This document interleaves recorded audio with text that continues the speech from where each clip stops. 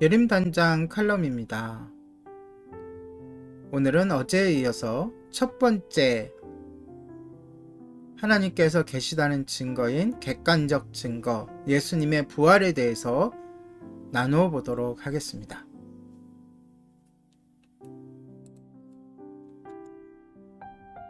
하나님은 의심 잘하는 우리의 인간의 약점을 너무나 잘 아시기 때문에 결국 결정적 증거인 과학적 증거, 역사적 증거를 주셨습니다.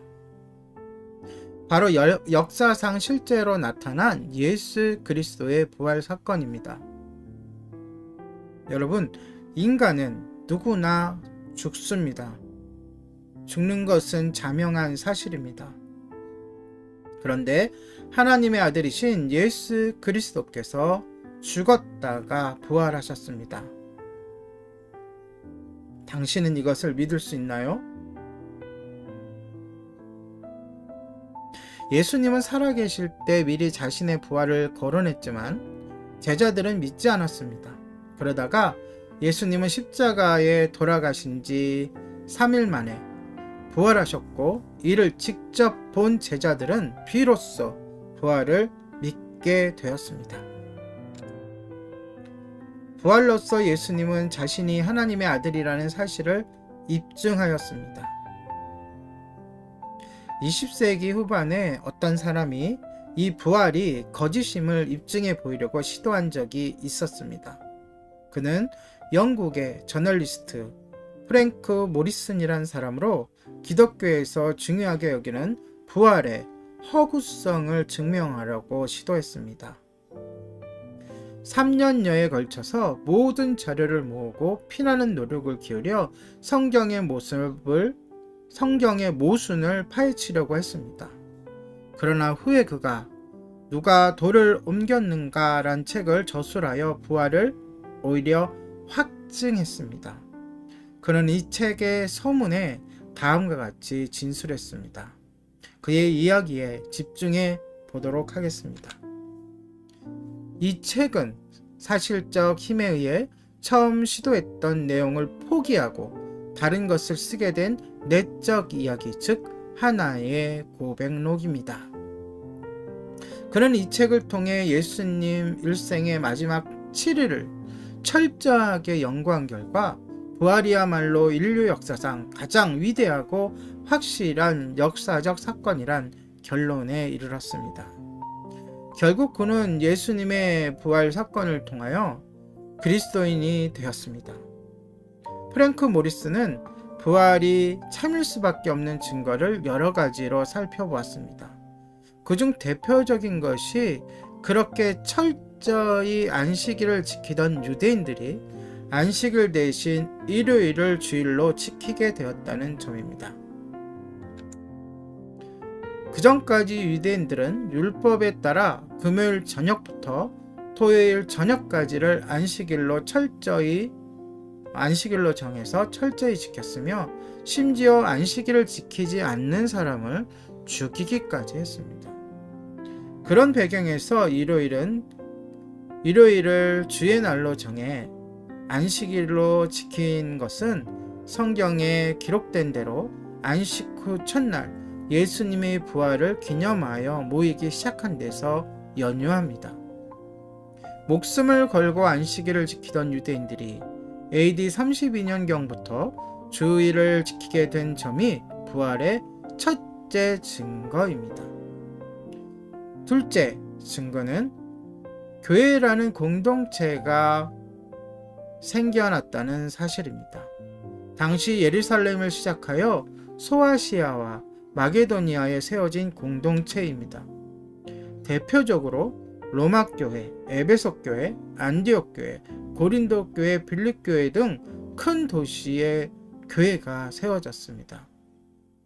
그곳의 사람들은 예수님의 부활을 믿고 하나님의 아들을 통해 구원을 주셨다는 사실을 기쁘게 받아들이고 교회를 세우기 시작했습니다. 예수님께서 부활하신 후 사람들이 모여 교회라는 공동체가 형성된 것입니다. 교회는 예수님께서 구세주이심을 믿는 사람들의 모임입니다. 세 번째 증거는 신약 성경에 기록된 예수 그리스도의 부활 기록입니다. 누군가는 이것을 순환 논리라고 반박할지 모르지만 성경은 1세기경에 기록되었는데 그 시기는 예수님의 부활을 직접 눈으로 목격한 수많은 사람들이 실제로 존재했던 때였습니다. 성경에는 예수님께서 부활하신 후 만난 사람들이 구체적으로 거론되어 있습니다. 만일 이 문서가 거짓이라면 어떻게 그 문서를 믿고 초대교인들의 순교까지 할 수 있을까요? 한 가지 단편적인 쉬운 예를 들어보겠습니다. 예를 들어 어떤 사람이 이런 주장을 한다고 합시다. 박정희 대통령은 죽지 않았다. 그는 죽었다가 살아났다. 그는 신이다. 당신은 이 말을 믿을 수 있나요? 그 말이 사실이 되려면 죽은 박정희 대통령이 다시 살아난 모습을 본 증인이 있어야 합니다.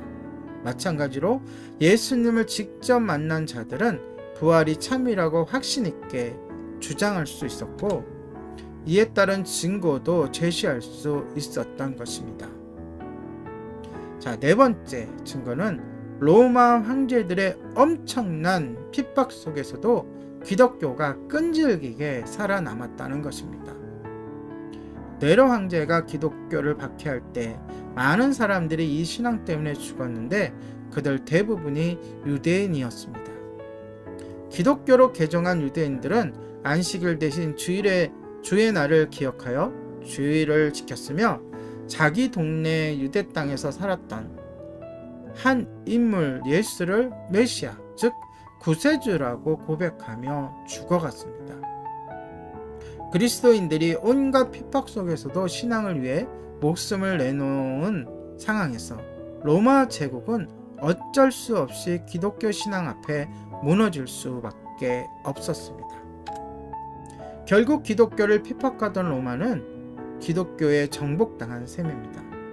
당시 대표적인 10대 황제의 박해 이외에도 기독교에 대한 많은 박해가 있었지만 그리스도인들의 신앙을 포기하게 하는 데는 모두 실패했습니다. 왜냐하면 그들에게는 부활이라는 확실한 증거가 있었기 때문입니다. 부활의 다섯째 증거는 예수님의 빈 무덤입니다. 예수님의 무덤이 비었다는 사실과 그분이 제자들에게 나타나셨다는 사실입니다. 만일 무덤 속에 예수님의 시체가 그대로 있었다면 기독교는 존재할 수가 없습니다. 그렇지만 예수님의 시체를 넣어둔 동굴은 텅 비어 있었습니다. 예수님께서 다시 살아나신 것입니다. 이렇듯 빈 무덤이 왜 예수님이 다시 살아나셨고 이것이 왜 하나님의 존재가 증명되는가는 내일 다시 나누어 보도록 하겠습니다. 오늘의 예림단장 칼럼이었습니다.